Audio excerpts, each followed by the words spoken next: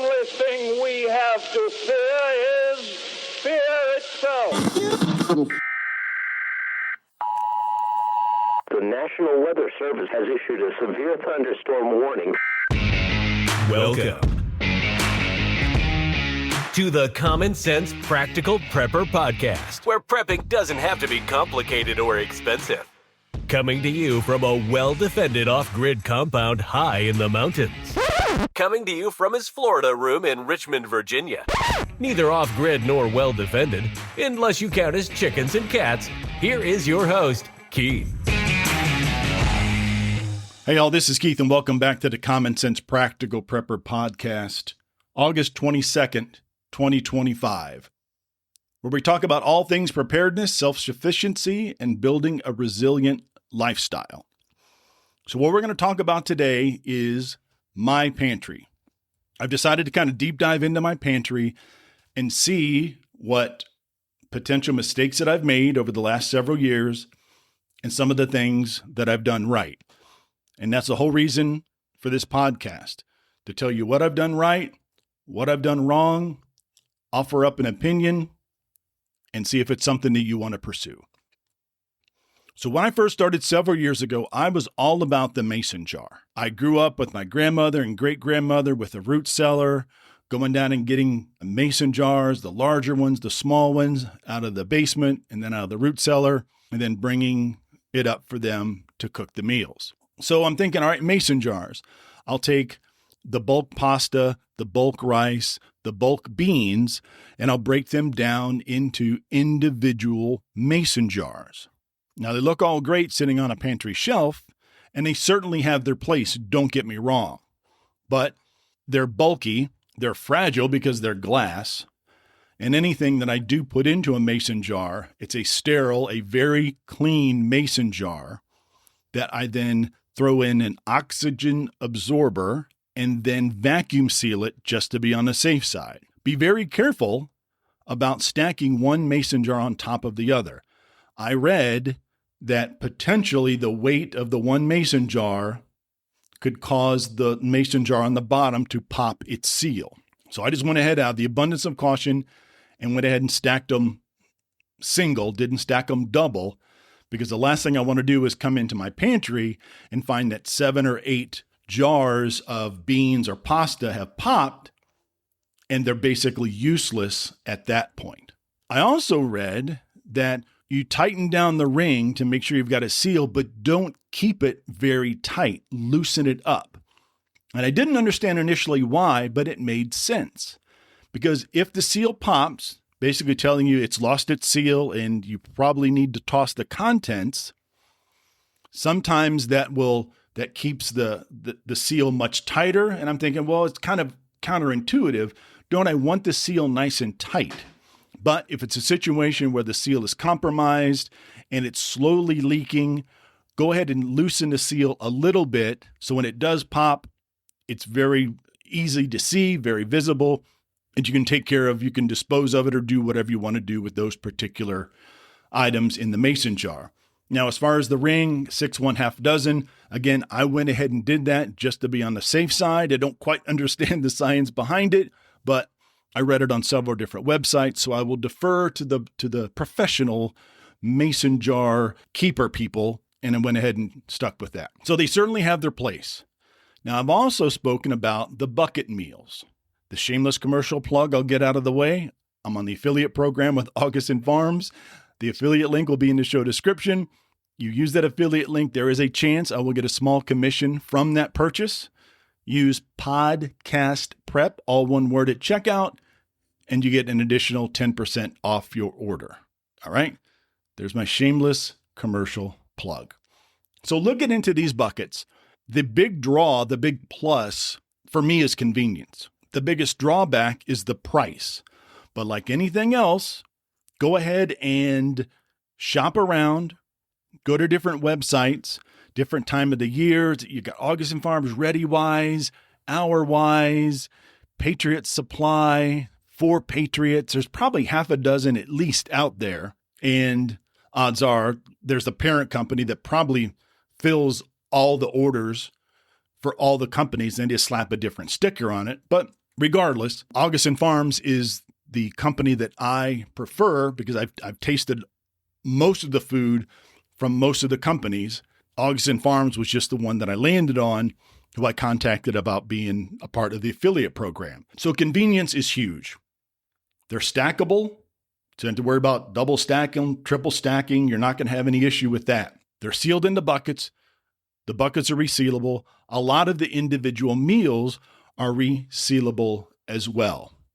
You've got the big upfront cost. And again, that's the biggest drawback. So I went into the pantry and I grabbed my 72-hour emergency meal bag from Augustin Farms that I got several weeks ago. So it comes in a pretty sturdy foil container. It's got a little handle. Again, you just grab it and go. Set it by the door of your pantry, drop it in your go bag, your get home bag, whatever bag it's going in. It's very convenient. Now, this is a 72-hour kit for one person. If this is all you have and you have two people, well, you're splitting it. You have three, well, you're splitting it again. So as you go down, it's less and less food per person. But for one person, you can't beat this bag. Now, it has the maple brown sugar oatmeal, which is very good, creamy potato soup, which is fantastic, and the creamy chicken flavored rice, which you'll find in a lot of the different buckets, regardless of the company.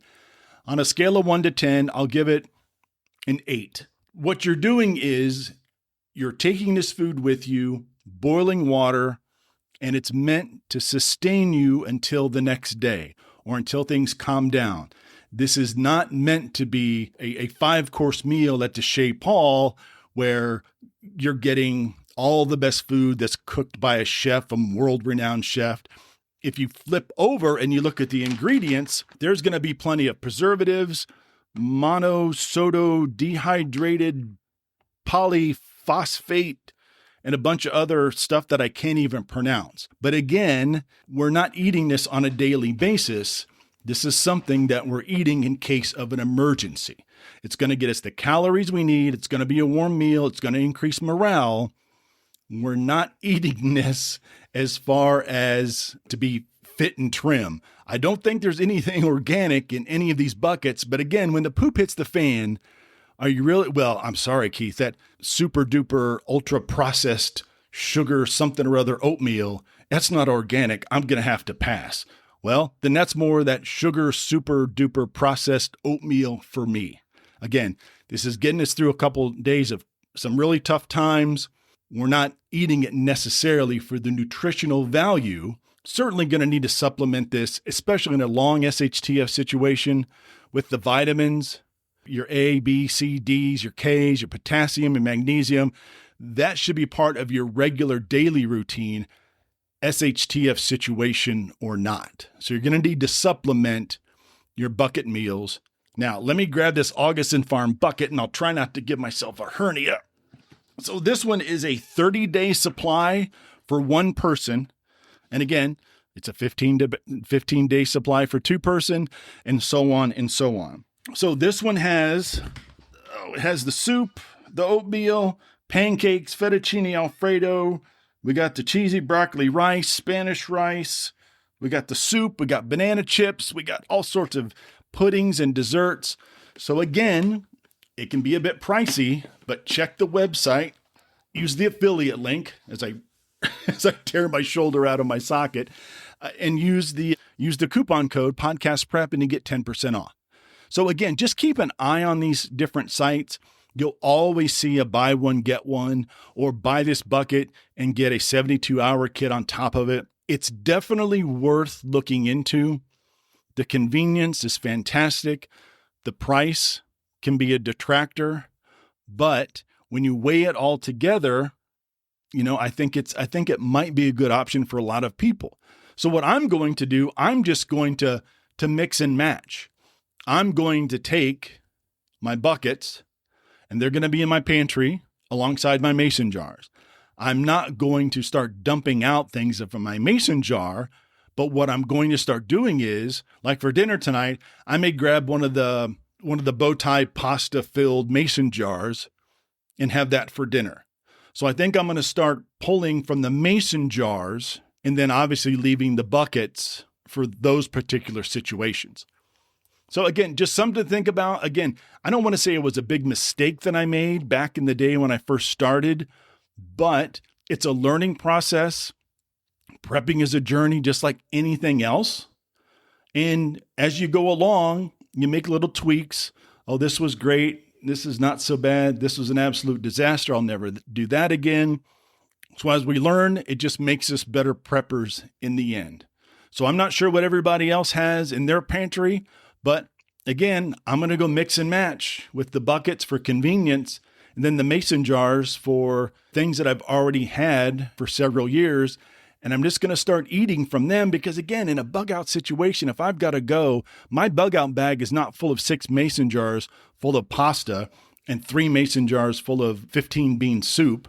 It's just not very practical. Price-wise, much less expensive when you take the bulk bag of pasta and you break it up into your mason jars as opposed to what's in your meal bucket. So again, like anything else, not just prepping, but anything else in life, there's always a compromise when you break it down, convenience for price and vice versa. All right, folks, thanks so much for stopping by. I really appreciate it. Looking at the metrics the other night, and the listenership keeps increasing by a very large percentage. So please leave a like, leave a review, let your friends know what I'm doing. And again, as always, be careful out there, take care of one another, and until next time. Thanks for listening to the Common Sense Practical Prepper Podcast. Be sure to subscribe so you don't miss an episode. While you're at it, help spread the word by leaving a rating and review.